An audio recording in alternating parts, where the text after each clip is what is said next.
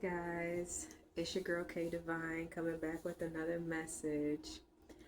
I want to talk about the narcissist and triangulation today. And it's because I was just like reflecting on some of the situations that I have been in, some relationships, some friendships, work situations, my family, and things of that nature. And I'm just looking at the patterns of triangulation and how it is utilized to further abuse you. So, triangulation is when the narcissist uses you and another person and tries to pit you two against each other. So, as an example, let's say that this is a narcissistic relationship. The narcissist may use someone like an ex, so the last person that they were with, or their last like big significant other that's well known. They'll triangulate you with them by saying like, "Oh well, such and such never did stuff like that. Well, I never had to pay for such and such when we went out, so I don't see why I should have to pay for you." And you're like, "What?" I'm not I'm not that person. I remember in my last relationship, I brought this up early on in our relationship. And he completely deflected it. I was like, "Do you see how you be trying to compare me and her all the time?" Like and then he's like, "I don't do that. That's not what I'm doing." And I immediately like just shut down because I was just like, "All right, whatever. I'm not gonna argue with no man." Uh, like, and this is way before I was healed. This is way before I started, really taking the time to uh deal with myself. And I think about this in terms of like, some of you may not be in a narcissistic relationship. You may have a narcissistic boss, and narcissistic bosses will use this a lot too, especially when it comes down to when they want people, when they narcissistic bosses need chaos to function. Okay, like they need that chaos in order for them to feel good about what they do.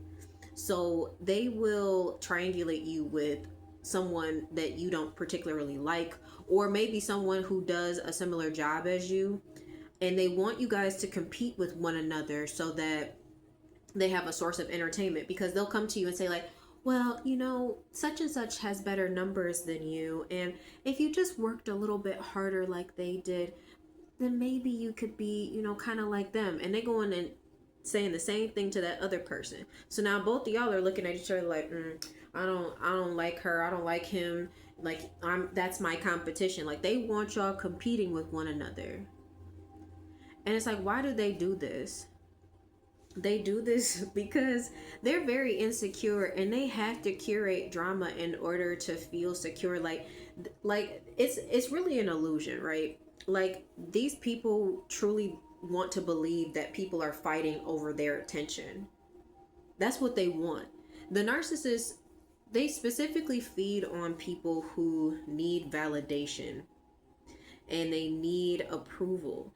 And it's like when you're in a work situation, of course you want to impress your boss and the higher ups, because it's like you want to do a good job. If you're trying to climb up that corporate ladder, of course you want to make a good impression on these people and show them that you're a good worker. And I'll do a whole other video about the rat race and how narcissistic bosses use that you know that tension of trying to get to the next level as a way to extract your energy. That's a totally different story though. But you want to impress them, and when you're in a relationship, you want to impress the person that you're with. You want them to feel good about the person that they're with. You want to have them look at you and be like, "Yeah, that's my girl. Yeah, that's my guy. Like, I'm proud of them. They're beautiful, they're handsome, they're intelligent, they're smart." And it's like you want them to feel that way. And it's like, when you haven't healed, when you're not in the right state of mind, when you're not in the understanding of what is happening, it feels like you're doing something wrong all the time. They utilize triangulation to lower your self-esteem and make you feel like you're unworthy, and make you, and like I said, they want you to like fight for their attention. They want you to fight for something that's never going to happen. They're always going to compare you. And sometimes it's like, when they start realizing that you aren't going for the triangulation, or like that you no longer care about this person, or like you're moving on from that, they'll try to find other people to triangulate you with. And specifically in like romantic relationships, and I'm just speaking from a female perspective. They'll try to triangulate you with their mother, their sisters. um, I'm sure in a male situation, it may be try to triangulate them with their father or even their mother or their brothers or things of that nature, trying to have you compete for, like, well, that's my brother and I'm always gonna ride. Like, they may start choosing other people over you. So, and it's like they want you to have this beef with this other person, and it's like it's because they want you to cause drama. They want, and partially it's because they've already been smearing your name to people. They've already been telling people that you're crazy, that you're jealous. They've been telling people that you are out here just like you're an attention whore, and that you need this validation, because if you don't get this validation, then it's the O for you. Like, you're going to lose it completely. They've already been going around telling people how clingy you are and how desperate you are, and you're like, I don't know if I well, I don't know, because well, she's kind of, clingy and desperate. And that's what they want. They want you to prove what they've been saying. So they create these situations so that people can look at you and be like, oh yeah, I see the desperation. Oh yeah, I can see the clinginess and all of this. Like, it's really, it's hard to deal with it sometimes too, because especially when you're in a space where you're trying to break away from being compared to other people, because it's like, at the end of the day, you are in a league of your own. Okay, you are not like everyone else.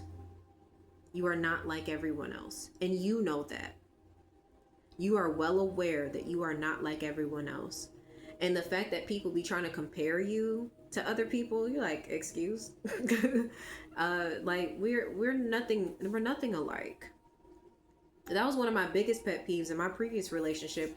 Was my ex was always trying to triangulate me with other people, trying to compare me with other people, or like saying certain things about other women in front of me, like, oh, I just think that she's so beautiful and all of this other stuff. And I'm just like, okay, like, are you trying to make me jealous? Like, I'm not a jealous person at heart. Even in my unhealed like state, like before I was even really aware and awakened to like my wounds, I've never really been a jealous person. I can acknowledge another woman being beautiful. I'll tell a woman that she's beautiful at any given moment. I'm like, you're gorgeous. You look great. Like, because that's just the type of person I always have been, and I've never been jealous of nobody that any guy that I was dating. I've never been jealous of anybody that they were with prior to me, because that ain't got nothing to do with me. Like, whoever she was, that don't got nothing to do with me. It was before me. So what am I? Okay. And my thing was like, if you done with her, then be done with her. But if you not, you gotta leave me alone. And see, guys don't want to do that. A lot of them want you to be like the side chick. Like, they'll leave you, they'll triangulate you with their ex, right? Just to leave you to go back with their ex, and for you to be their side chick. While the ex was their side chick while they was with you. That's that crazy narcissistic BS right there. They triangulate you because they need you to feel like you gotta fight for them. And like I said, this is an illusion. Narcissists are very insecure people. Okay, they're very, very insecure. They have very low self-esteem. They have a lot of negative self-talk. They do not speak highly of themselves internally. They're a lot of them are grandiose outwardly to their friends, to their communities. They're very grandiose. They're very, I'm superior, and I'm smart, and I'm better, and I'm this and I'm that. But the proof is always in the pudding. I mean, even if that narcissist is even if they have money, even if they do have money, it's like they have weird, nasty habits. They don't really take care of themselves. they have very strained relationships with people, or the relationships that they have are quite surface level with a lot of people. Because narcissists keep a lot of secrets, you know, they don't tell everybody everything about what they got going on. There's a lot of things that the narcissist that's in your life right now, there's a lot of things that they have never told other people. There's a lot of things that could possibly be exposed by other people that are in their life, but we may never know. We may never know all the dirty details of their life because they keep a lot of that stuff hidden. They also have like maybe threatened people about getting certain information out. So like people may be afraid of what could happen to them based on what information they know, so they keep quiet. And respectfully, I understand that, because some narcissists can be very violent. And that violence does play into triangulation as well. Like, not only do they want you to fight other people, they want to fight with you. They want you to give them a reason to get violent with you, whether that be verbally violent or physically violent. Like, they want to start that type of stuff so that, you know, but then at the same time, they want to get sympathy. They're trying to gain sympathy from other people so that they can project all of this craziness onto you and be like, oh, well, they're the crazy one. And well, they provoked me to this behavior. And it's just like, nah, you just needed to have a reason to do it. So you acting crazy, you doing all this other stuff, you getting jealous of other people, you're fueling that narcissist in their game.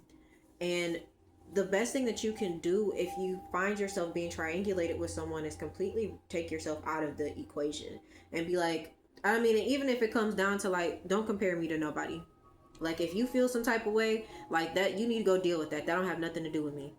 I am me. I am who I am, and no one else is like me, period. And move away from it.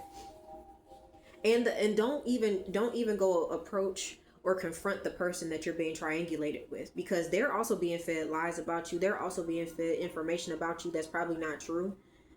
So they're already on 10 thinking that like that y'all gonna squabble up in some way, shape, or form. Or the narcissist is using them as a tool for your downfall. They're using these people as a means to try to get you to, you know, start doing some sort of stuff. Like, some people, they'll triangulate you just to get you jumped by these other people that they're triangulating you with. They'll triangulate you with a whole group of, like, say it's a narcissistic male and you're in a relationship with them. They may triangulate you with like a female cousin of theirs, and then, you know, start saying like, oh, well, she said this and this about you. Well, she blah, blah, blah, blah, blah. Just so that they can find a reason to come and attack you physically. So you have to be extremely careful around these people, because it's never a good reason why they're trying to compare you to other people. And they really want your self-esteem to be low. Like I said, they really want your self-esteem to be low. They want you to feel like whatever you're doing is not good enough. They want you to feel like whatever you are doing is just the below the median. It's not even there. It's below the bare minimum. And that's also like just a tactic to try to make you pour out more of yourself, because you're already giving more than you should be. Because like I said in my last video, like, it's unrequited love. Like, narcissistic relationships are one-sided. But quite frankly, and I probably will make another video about this, but both parties are emotionally unavailable. That was a hard pill for me to swallow.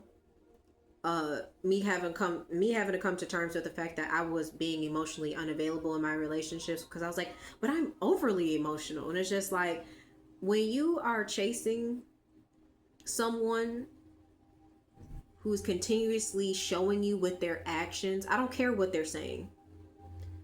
I don't care what they're saying out of their mouth. I don't care how many times they say they love you. I don't care how many gifts they buy you. I don't care how many kids you got with them. If their actions are showing you that they don't care about you and you're continuing to chase them, you are emotionally unavailable. Because, and you know what's the funny, crazy part about that? And I'm pretty sure this is going to resonate with somebody. when that person finally gives you attention, you damn near reject it. You get clammy. You be like, ugh.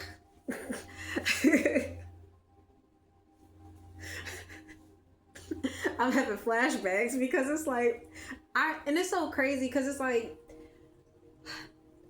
this is a trauma bond, okay? This is the epitome of a trauma bond. I'm gonna do another video about. I said I was gonna do another video. Is it love or is it trauma bond? But this is the trauma bond. Like, you want to impress this person. You want the love and attention from this person, but when they start giving you that attention, it's like it feels icky. You're just like, you're annoying and I hate you. And it's just so crazy because then when they're not giving you that attention, when they're ignoring you, then you're like, well, why don't you? Yeah, you're emotionally unavailable, baby. And you don't really want that person. You're seeking something else and using that person as the way that you think you're going to get it. And you're not going to get it that way. You're not going to get it through them. They're going to keep disappointing you. And you're going to keep feeling like you think that the more that you try to love them or give yourself more, the more you pour into them, that you're going to get what you want from them, but they're not going to change. You can't change people. They have to be willing to do the work themselves. Like, when you come into agreement with a person and you guys agree to be friends, you agree to be family, you agree to be in a relationship, regardless of what it is, you're committing to growing with each other, because as people, like, we all go through things and we're supposed to be evolving, right?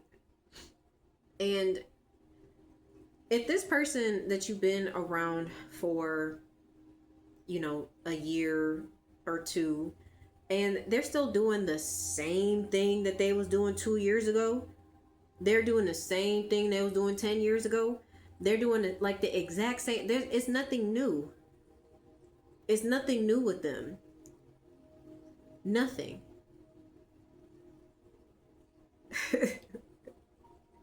It's nothing. Especially these narcissists. Like, the narcissist is gonna try to they have arrested development, right? So they're aging. They're in their late 30s, 40s, 50s, 60s, and they be still trying to do stuff that younger people are doing, the people who are in their early 20s.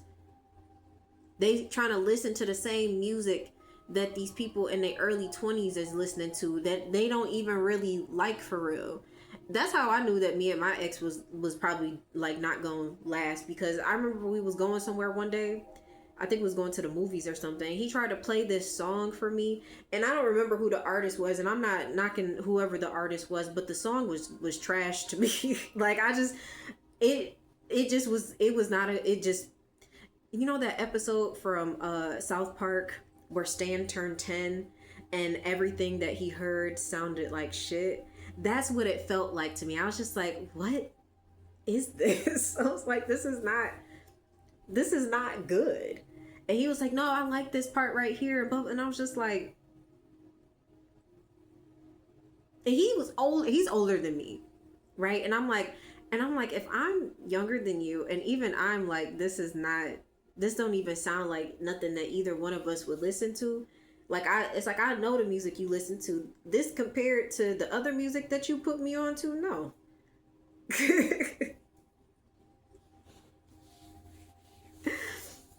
That's another reason they may try to triangulate you, because they trying to stay in the loop with shit. They want you to compete with a younger person because they want you to feel bad about getting older, even though they're getting older too. They just mentally not. Which is some crazy type of stuff, man. But yeah, the narcissist will try to triangulate you because they love drama. They gotta keep that drama around. And they want you to be the butt of their jokes too. Like, that's part of that devaluation. Making you a part of all of this drama. Like, they'll tell people that you said stuff about them that you never said. So then when you get in front of these people and you're like, hey, what's going on, y'all? And they looking at you like, And you like, what the fuck happened? But nobody will say anything. The narcissist is hoping that you get to the point where you're like, where you blow up and be like, okay, what's the problem? Like, I haven't done anything, I haven't said anything, and then people gonna start telling you stuff like, oh, well, no, because you said this and this and this about me, and I'm just saying that if you want, you could just run up. You like, what the fuck is going? That's what the narcissist wants. And then they gonna sit back with their popcorn. They gonna sit back with their popcorn and they gonna watch the show. Because that's what they want to curate and create. They want to create so much drama and so much. They want the people around them to hate you and make themselves look like the victim. Like, look at what I have to deal with, and that's not even you. So don't fall for that shit, man. Don't fall for it. Don't allow people to manipulate you into thinking that you said or did something. I'll use another example. I had one of my former friends / friends with benefits. In the last, I did say this at one point. So instead of, I said something at one point. I said that if I wanted him, I could have had him, because it was true at the time. If I really wanted him, like if I said like, hey, listen, you need to cut off all them other bitches and it's gonna be me and you. I know I could have gotten him to do it. But I was trying to let him decide if he wanted to be with me or not. And he chose he didn't want to. So I was just like, hey, I'm cool with us being just cool. And he used that phrase that I said and tried to say that I said this to his partners, to two of the girls that he had dated. And said like, well, you're the one that told her that if, like, trying to triangulate me with them, like, one, trying to make me feel like I'm so rude and disrespectful, that, because I'm like, why would I say that directly to your girlfriend? Well, if I wanted your bed, I could have. Like, I'm like, I am not that spiteful. And then like one of his girlfriends, I was trying to be cool with the bitch. I was trying to be cool with her, and she didn't like me, but she didn't want to tell me that to my face. But it's cool. It's all good, sis. I hope you're doing well. But then this next girl, which just happened to have the same first name as me, that was not a coincidence. And he told me the same thing later on. And he was like, oh, well, you told her that. And I was like, and he told me I told this girl that if I wanted him, I could have had him at my own baby shower.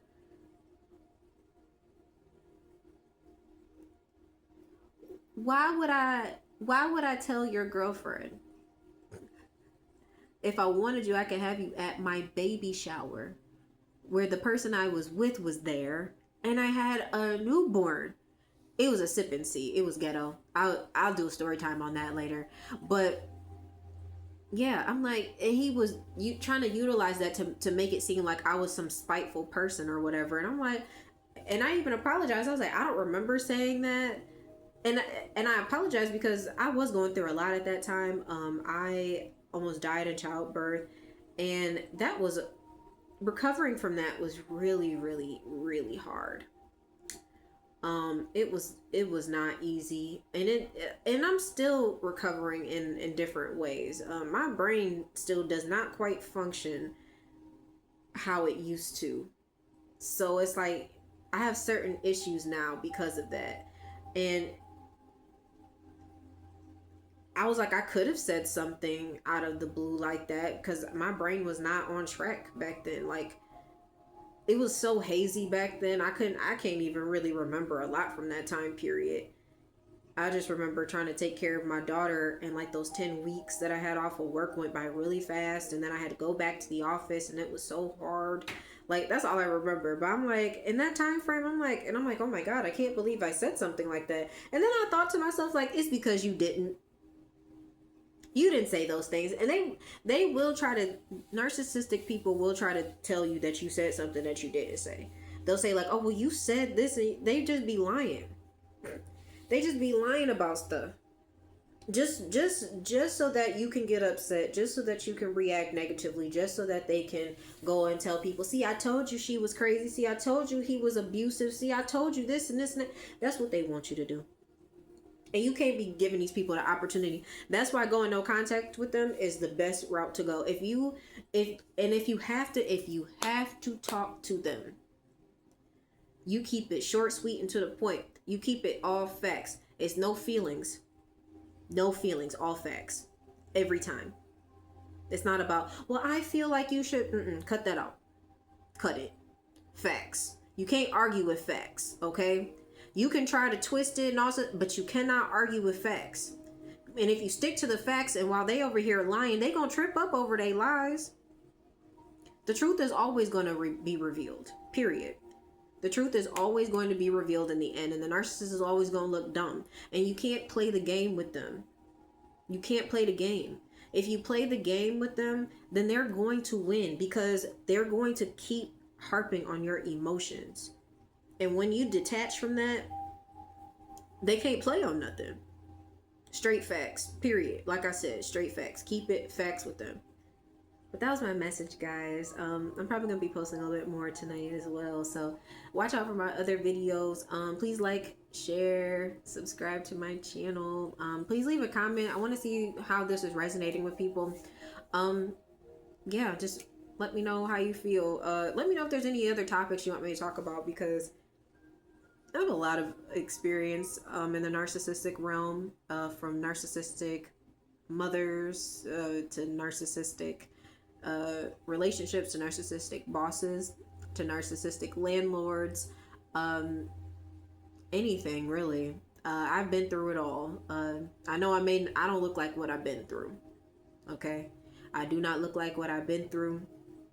By the grace of God, I am here, and I'm able to do this. I hope I can continue to do this. That's been my biggest prayer, is that I can continue to make content and have this channel grow. So please let me know how y'all feel about it. But it's your girl K Divine, and I'll see you in the next one. Love you guys. Bye.